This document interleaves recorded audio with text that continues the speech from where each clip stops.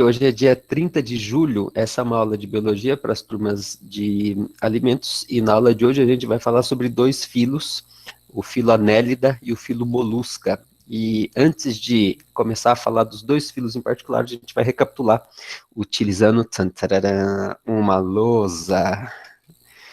E aí seria tão bom se vocês abrissem o vídeo para falar, né? Mas vamos lá então. Vamos começar do início, obviamente, onde tudo começou na história evolutiva dos animais, e a gente consegue reconhecer que nós somos animais, assim como uma esponja é um animal, porque nós e as esponjas compartilhamos uma característica em comum que é o quê? Se eu tivesse aí com vocês, eu ia fazer forca.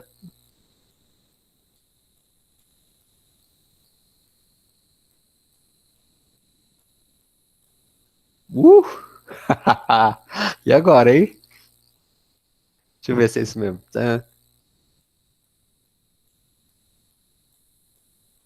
Quem chuta? Quem arrisca? Prometo que não vou fazer isso durante a aula inteira, senão ela não caminha. O que você tem em comum, você, animal, tem em comum com uma esponja que também é um animal? Me fale. Alguém abra o áudio. Alguém das 37 pessoas que estão nessa sala? Tem. Multicelulares? Multicelulares, mas eu queria escrever aqui assim, ó. Multicelularidade. Uau! Quer dizer que todos os animais são multicelulares? Sim, quer dizer que todos os animais são multicelulares. Quer dizer que todo ser vivo que é multicelular é animal? Não. Se é não, significa que a multicelularidade surgiu mais de uma vez na história dos seres vivos. Por exemplo, plantas. Plantas são seres vivos multicelulares. Por exemplo, algas. Algas são seres multicelulares. Fungos, alguns fungos são multicelulares. Tudo bem. Então, o primeiro grupo que a gente viu que tinha este nome aqui, ó, porífera. Quem são os porífera? Professor, são as esponjas. Exatamente, são as esponjas. Tinha as esponjas e o resto. Só que os poríferos, que são as esponjas, têm uma coisa que só os poríferos têm e mais nenhum outro tem. E aí você deve estar falando aí para mim não, para as pessoas que estão na casa com você, é uma célula chamada coanócito, exatamente, é aquela célula, aquele monte de célula que fica revestindo a parede interna do corpo das esponjas e que possui um flagelo, e quando esse flagelo bate, forma um fluxo de água. A água entra pelos poros da esponja, atravessa o corpo do animal e as partículas em suspensão são capturadas, ou de alimento, né, dependendo do hábito alimentar da esponja, mas é sempre uma captura de alimentos em suspensão. Pega o oxigênio, libera o gás carbônico, libera os resíduos, libera as excretas e a água sai pelo corpo da esponja. Vocês vão se lembrar daquele vídeo que eu passei para vocês, o sujeito nadando ao lado das esponjas e soltando uma tinta, né? E a tinta ia para dentro do corpo e saía pela parte de cima, certo? Então, ó, aqui é o resto. O que o resto dos animais tem que as esponjas não têm? Eu não vou esperar você me falar, porque eu acho que você já deve ter falado sem abrir o áudio. São tecidos organizados? Sim, tecidos organizados. Por exemplo, tecido nervoso, tecido muscular. O tecido muscular, ele só se mexe porque o tecido nervoso manda uma mensagem elétrica para ele. Aí você vai se lembrar que nesse filo aqui, ó, você lembra que filo é aqui? Depois que a gente viu os poríferos, tem esse filo aqui, ó. Esse filo aqui, ó. Qual que é esse filo aqui? Qual? Ah, quinidária. Você tá falando isso aí, né? Você só tá com vergonha de abrir o áudio. Eu sei que aluno tem vergonha de abrir o áudio. Quinidários, ou o filo quinidária. Quinidários em português, quinidária em latim. Quem são os quinidários? Aí você tem que saber que um exemplo de quinidário, você gosta de coral, não gosta? Coral é lindo. Coral, água-viva, que mais? caravela portuguesa. E aí os quinidários têm uma coisa que só os quinidários têm e mais nenhum outro animal tem. E essa coisa que só os quinidários têm e mais nenhum outro animal tem, também é uma célula, só que não é o coanócito, é uma célula que parece que coanócito, mas não é. Qual é? Qual é? Qual é? Quinidócito. Vixe Maria, tive que furar aqui. Quinidócito, aquela célula que tem um chicotinho com veneno, a hora que, por um estímulo mecânico ou químico, libera o veneno do quinidócito que está guardado lá numa cápsula. Essa cápsula se chama nematocisto. E daí, quando o veneno atinge a presa, ela fica imobilizada e o coral, a água-viva, pode levar a presa até a boca. É só para alimentação? Não, também é para... utiliza contra predadores, para defesa. Então, quando os banhistas caem numa água cheia de água-vivas, as queimaduras provocadas pelo líquido urticante vêm daqui, dessas células chamadas quinidócitos, correto? Sim, e aí aqui tem o resto. E o que o resto dos animais tem que nem quinidária e nem porífera tem? Você lembra o que que é? É uma coisa que você é, a sua simetria. Qual a sua simetria? Da próxima vez que você for se apresentar, você vai falar assim: oi, muito prazer.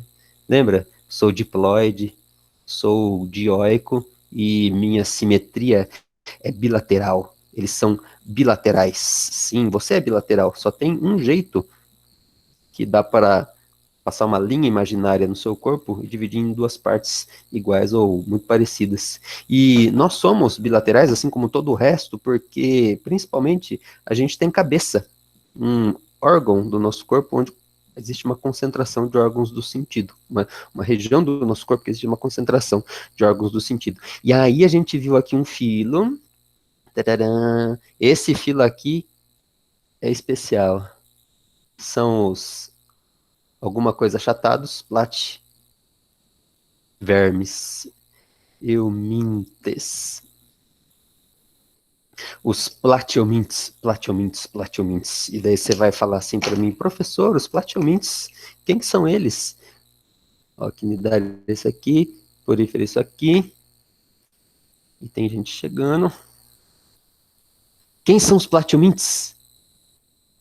Tem três importantes, três exemplos. Se você for pego de surpresa no ponto do ônibus, sabe aquela tia que vem conversar com você e pergunta que oração, se vai chover, essas coisas, e pergunta, dá um exemplo de platiomintes para mim, daí você vai falar assim, ó, solitária, solitária ou tênia.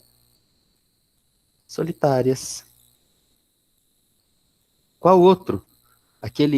A última verminose que a gente viu, que verme que era? Você lembra desse aqui, ó? Esquistosomo. Uau!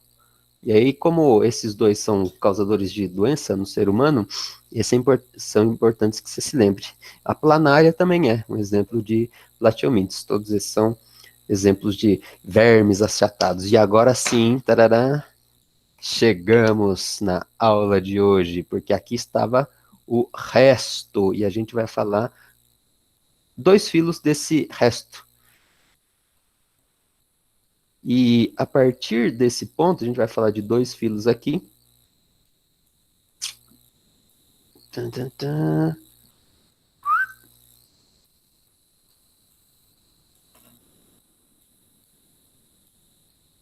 Tarará, resto. Que difícil que é fazer o resto aqui. E aqui, resto, vai. Ah, Jesus. Resto. Resto. Tá bom assim? Não vai ficar tão bom porque vai faltar espaço aqui. Mas aqui, a partir desse ponto, tem duas características. Uma delas eu quero que você se lembre, a outra eu quero mais ou menos que você se lembre. Por um motivo que eu já falei, que eu vou relembrar para você agora. A partir desse ponto na história evolutiva dos animais, todo mundo, então todo mundo, exceto Platyomintes, Quinidária e Porífera, vai ter o sistema digestório completo. Sistema digestório completo. Você se lembra? Ou você sabe o que é ter um sistema digestório completo? O que é preciso para que o sistema digestório seja completo? Lembra que, eu vou dar uma dica para você, lembra que os quinidários, eles tinham mau hálito? De brincadeirinha, né? Você lembra que eles tinham mau hálito? Por que eles tinham mau hálito? Por que todo quinidário tem mau hálito? Daria para ser uma pergunta de prova essa, né? Duas pessoas, sei lá, duas pessoas entram num bar. Um deles fala, você sabe por que um quinidário tem mau hálito? Entrada e saída. Giovana, tem entrada, só que não, quer dizer, tem saída também, só que a saída é o mesmo lugar da entrada. E já que não tem entrada, desculpa, já que não tem saída, o que falta a esses animais para que o sistema digestório seja completo? Vou dar uma dica. Você viu a dica? Não viram? Isso, 1 anos. Então isso aqui, ó, é 100 anos. Eles não têm anos, não tem anos. Essa é uma característica que opa, aqui é com anos, né? Porque é completo, com anos. É uma característica que daqui para frente todo mundo vai ter. Daqui para trás, não, mas daqui para frente, ó, todos os filos que a gente vai falar aqui são filos que os representantes têm anos, sistema digestório é completo. Isso dá uma vantagem para você que não quer só saber se tem ou se não tem anos, quer ir um pouco além. E uma das vantagens para um animal de possuir anos é que o fluxo do alimento para ser digerido e para ser eliminado, o que sobra, é um fluxo unidirecional. Ele vem de um lugar e vai para outro lugar, ele não volta. E sendo assim, o trato digestório, o tubo digestório desses animais, é possível que haja uma compartimentalização de funções. Então, vai ter um local do tubo digestório que armazena, um local que pode triturar, um local que pode digerir proteína, um local que pode digerir carboidrato, um local que vai absorver água, porque o fluxo é unidirecional. Então, vai passando e vai sendo processado. Se o alimento precisa depois voltar, isso causa um problema para compartimentalizar as funções. Daqui para frente, já não. Isso é uma vantagem para os animais que possuem sistema digestório completo. Vocês entendem isso? Essa é uma coisa importante. E a outra coisa que aí era o que eu estava falando para vocês, essa aqui eu quero que vocês lembrem com certeza. E essa outra aqui, ó, eu quero que vocês lembrem mais ou menos, dependendo do que você for fazer com essa informação. Se você for prestar vestibular difícil, tem gente que gosta de prestar vestibular difícil, né? Aqui, ó, vai ser a presença, todos esses animais também vão ter presença de celoma. O que é celoma? Celoma é uma cavidade revestida por mesoderme. O que é mesoderme, meu Deus? Mesoderme é uma camada de tecido embrionária. Nós temos mesoderme, então, né, a gente está aqui no resto, né, nós temos mesoderme, assim como os platyomintes também tinham mesoderme, a partir desse ponto, ó, além de serem bilaterais, possuírem cabeça, eles também possuem mesoderme. Só que a mesoderme deles não forma uma cavidade. É um corpo compacto, sem cavidades lá dentro. Daqui para frente, a mesoderme vai fazer uma estrutura uma estrutura interna no corpo dos animais, né? Uma cavidade que é revestida por mesoderme que se chama celoma. Por que eu não quero que vocês se prendam muito a isso?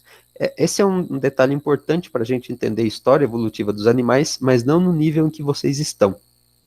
Antigamente, os livros textos frisavam muito ter ou não ter celoma nas classificações. Eu, particularmente, não acho que seja importante na sua vida agora,